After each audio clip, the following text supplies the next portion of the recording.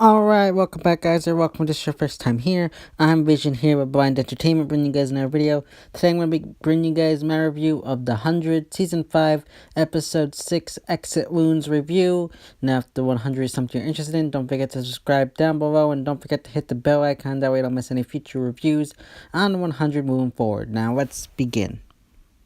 So we start this episode off with Diyoza dropping some kind of speaker into the city of Polis and informing anybody of WannaCrew who wants to defect that they can, and she will pick them up in one of her transport drop ships and transport them to safety after having learned her information from Kane in the previous episode. So following this information, you got Octavia, who threatens to have Cooper kill anybody who plans on defecting. Now, I really like this idea. I think this is a good idea to have Octavia want to kill any defectors, and I like how Diyoza is offering any defectors the opportunity to live and work with her and her people. I really like that, and it sets up... Now, I think what they're doing right now is that they wanted you to think that the prisoners were the big bad, and I think some are kind of like Paxton and his crew of people, and I think for the most part they're going to turn out to be okay. I think they're going to be anti-heroes, and Octavia and her people will be the antagonists of the season. That's how I see it playing out right now. I could be totally wrong, but I am interested to see how the rest of the season plays out from this point on. But you have her having Cooper threaten to execute anybody who plans to defect, and then you got the whole situation of Echo at the same time, as Octavia still doesn't welcome her back and still has her banished for her crimes of 6 years ago. Now, this is the part of the story that I really did not like what they did here, and I'm going to chop it up into partway being Octavia's storytelling, although I think it's idiotic storytelling for this to be in her story right now, but I also gotta chop it up to horrible writing, because this is an idiotic thing to have still be in play 6 years later, and she's still not mad at her. Come on. We've all done Fins to Survive, and I wish that Bellamy had brought that up. I feel like this whole thing with Octavia not forgiving Echo is similar to the whole Murphy and Amori stuff, where they just need to hash out old wounds for no particular reason. It just is stupid, and I think it's ridiculous. So you got Bellamy who goes and confronts Octavia about it, and I really like the fight between the two of them, because you have Bellamy who, as we saw in, I think it was, episode 1, where we saw him training with Grounders, and we saw that all the Sky Crew people had trained with Echo.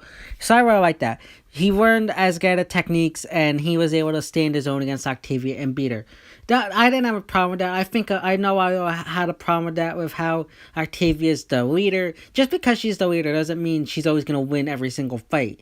Think about it. Look at The Walking Dead. Rick Grimes doesn't always win every single fight he's in. So just because you're the leader doesn't mean you're going to win every hand-to-hand combat you're in. So I like how they added that touch in there. Because, like I said, Octavia, just because she's the leader of WannaCrew doesn't mean that she's going to win every single battle against every single opponent. So I really like how they add that in.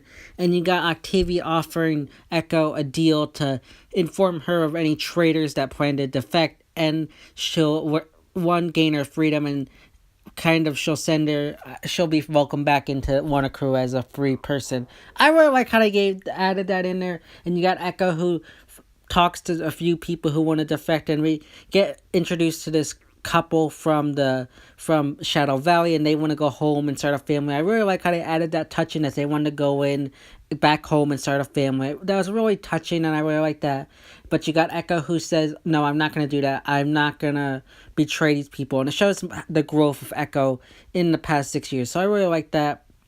And I really like how Echo's proven herself. But then you got the whole thing where they had planned to activate this Diyoza and her people's systems from their area, and that way they couldn't use their weapons and stuff against them. However, they realize they can't do that without going behind enemy lines. So Octavia offers up a deal to Echo to go behind enemy lines and have her get that information in there, and that way they can help her from behind enemy lines. And I really like how they added that touch in, and I really like how they have the Echo and the defectors running, and I really like how they had Cooper follow through with killing the defectors, because it makes sense, because like she said, like if she just let them go, all the defectors go, it would show that Octavia wasn't a threat. She had to have Cooper execute the defectors, because if it didn't, it would just show Octavia as a weak leader, even though I think to an extent she somewhat is, but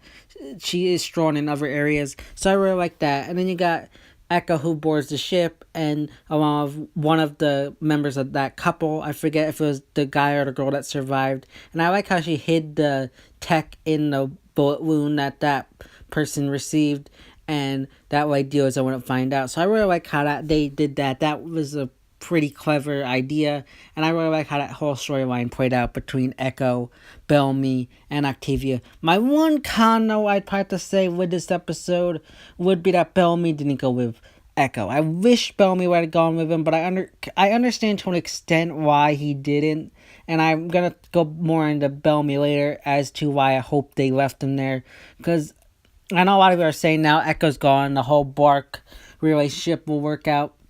And I hope it doesn't. I really hope that they keep this Echo and Bellamy relationship going. It's not because I like it. It's just because it feels natural. It feels real. Whereas the Bark relationship, I always feel fans just want it, and it would feel forced if they added that in there. So I really hope they stick with this relationship and don't put in Clark in the mix and make it become like a love triangle, idiotic storyline, something like that.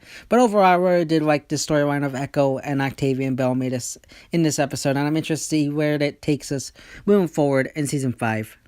Now, at the same time as the whole Echo issue, you got this new issue arising where characters like Gaia and Nyla realize that Maddie is a Nightblood, and I like how they added this storyline in.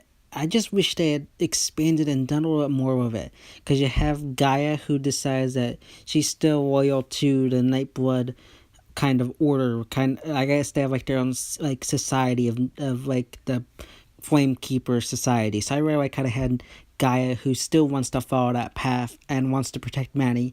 But then you got Nyla, who ends up pretty much betraying Clark as soon as she finds this information out, and wanting to turn her over to Octavia, and pretty much wants her dead, due to the fact that she doesn't want to follow a commander anymore and wants to follow a leader like Octavia. So I really like how they added that in. My one con here is with the storyline is you got Clark, who decides she's going to take Maddie and go back to Shadow Valley and escape during when the Dioza shows up to rescue the defector. So I really wish they had done something like that, where Clark has to leave and choose between following her friend or going with this new antagonist. I wish they had done something like that. I think that would have added a lot more story depth into the whole situation with the defectors and Clark defecting.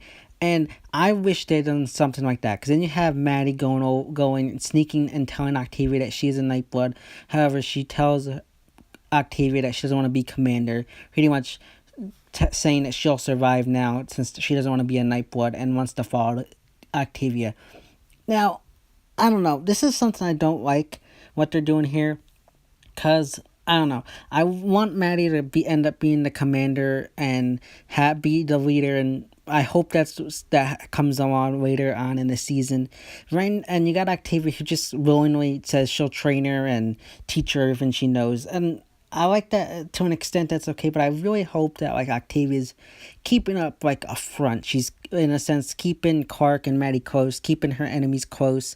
In the event that Maddie does decide she wants to be the commander, she can then have them close, and then if that time ever comes, she can then kill Maddie and make sure that there's no more Nightbloods to take over or overthrow her. So I really hope they do something like that, and I really hope that they do something where maybe Bellamy is forced to choose to help Clark or stand by his sister's side. I really hope they do something like that and he chooses his sister.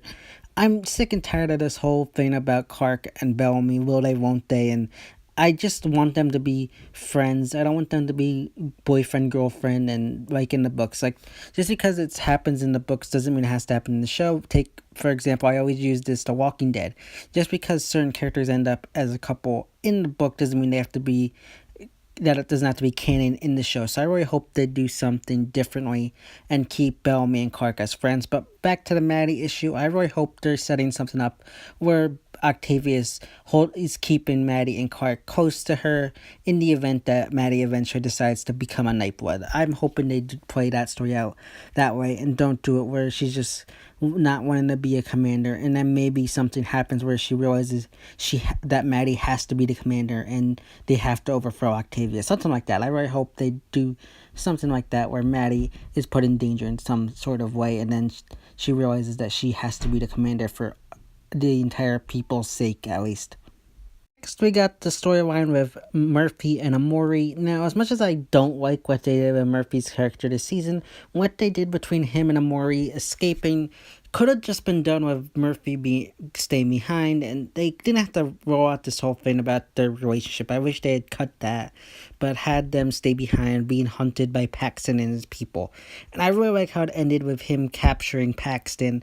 I'm pretty sure that's Paxton that he captured at the end, and they're going to probably use him, interrogate him, and find out information. I really hope they do something like that and use him, against Diyoza and them, find out information. And maybe show Murphy's values, show how he's a strong survivor, because I'd love to see Murphy and Paxton together, because these are two strong survivors, two somewhat darker characters, so I really hope we get some good scenes with them in episodes to come. But overall, I felt like, as much as I don't like what they're doing with Murphy this season, I think it was good setup, at least, for something that could be a good payoff later, along the lines of, like, Paxton maybe eventually being, like, traded over, maybe Diyoza doesn't even want him. She thinks he's a liability. I think this could be an interesting thing to see play out, see how Diyoza feels about Paxton, how she feels his loyalty is. Like, does she trust him? I want to see how that works out in the upcoming episodes. I hope they do something where they use Paxton to show that Diyoza doesn't totally trust some of her people, and she doesn't totally want to be with some of them. I hope they do something like that and use this whole Paxton situation as a way to show more of a leadership role from Diyoza and how she leads and how she sees her people. So I'm interested to see where this goes. But overall, I felt like it was an alright episode. I think this could just it wasn't the best, but I don't think it was as bad as some of the episodes we've had this season. I think it was just average.